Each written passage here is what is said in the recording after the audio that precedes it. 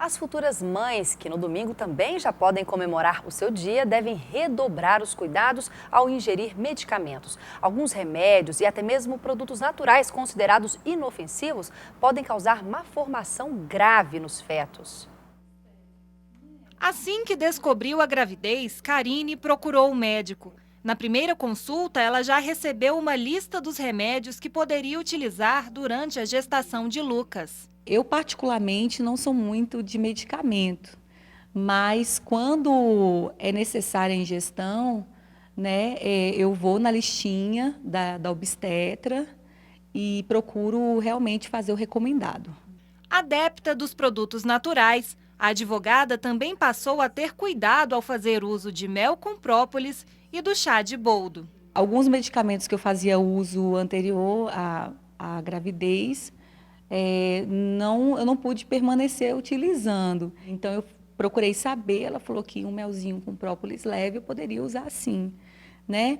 Então, eu continuei fazendo a ingestão disso. O boldo não seria interessante estar usando, que é um medicamento natural, usual, né? Que as pessoas, normalmente, elas tomam e não é interessante por conta do efeito abortivo. Esse médico obstetra reforça os cuidados que se deve ter com produtos naturais. São perigosos porque tem drogas que no primeiro trimestre elas podem causar sérias malformações fetais e até induzir abortamento. Então a gente sabe que cafeína em altas doses e alguns outros medicamentos fitoterápicos podem induzir o aborto.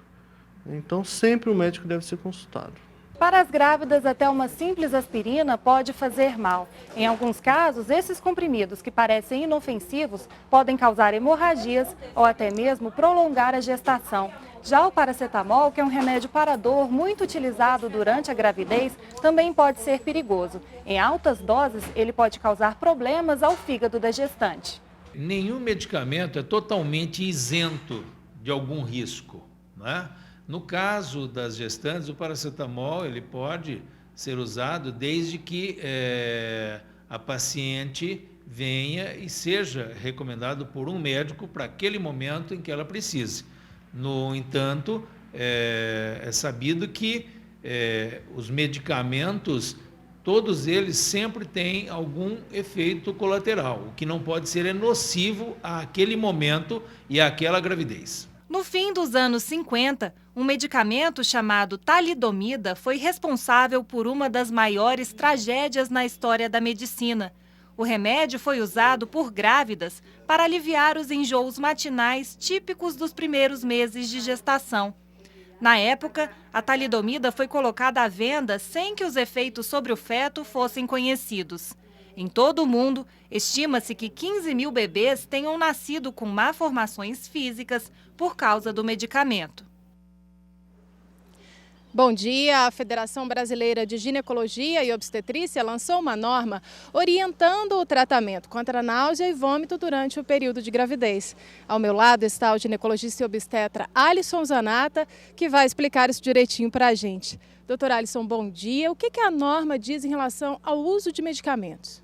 Bom dia. A norma recomenda, num primeiro momento, uma avaliação da gestante por um médico especialista para se afastar outras causas de náuseas que não o próprio período da gravidez e, como uma primeira opção, o uso de gengibre, vitamina B6, que pode ser suplementada na forma de comprimidos. Não havendo a melhora, inicia-se o uso de medicações específicas contra os vômitos. Então, inicialmente, não é indicado o uso de medicamentos? Não, não é a primeira opção. Nesse período da gravidez, um período especial, todas as medicações devem ser usadas apenas com recomendação.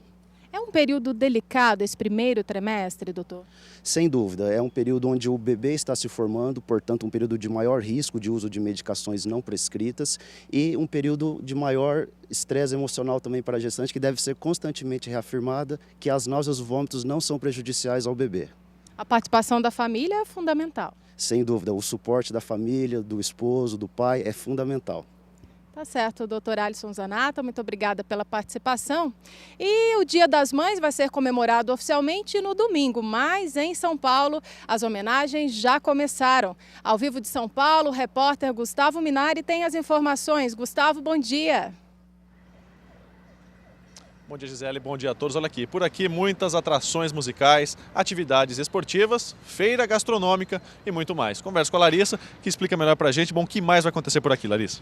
Bom dia a todos. A Prefeitura de São Paulo organizou uma comemoração, uma celebração especial para o Dia das Mães, que começa hoje e vai até domingo. O conjunto das atividades tem como objetivo a relação da mãe com os filhos, a maternidade nas diversas perspectivas. Para isso tem uma série de serviços na área de saúde, educação, cultura, esporte e lazer, com shows, a feira gastronômica e um diálogo que vai acontecer amanhã no sábado com a conversa da nossa primeira-dama, Ana Estela, com as mães da cidade.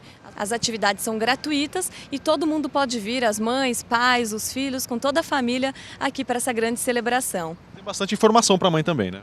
Tem bastante informação. Entre os serviços nós temos as orientações sobre a Lei Maria da Penha, sobre a adoção, além da prestação de serviços na área de saúde também, orientação sobre o teste do pezinho. Na área de educação, a troca de livros, é importante que todo mundo possa trazer os livros das suas casas, vai ter gibi para as crianças. Então atividades lúdicas também para fazer a interação entre as mães, as crianças e o centro da cidade aqui no Vale do Anhangabaú. Todo mundo pode participar? Todo mundo pode participar. Começa hoje, 12h30, com atividades musicais.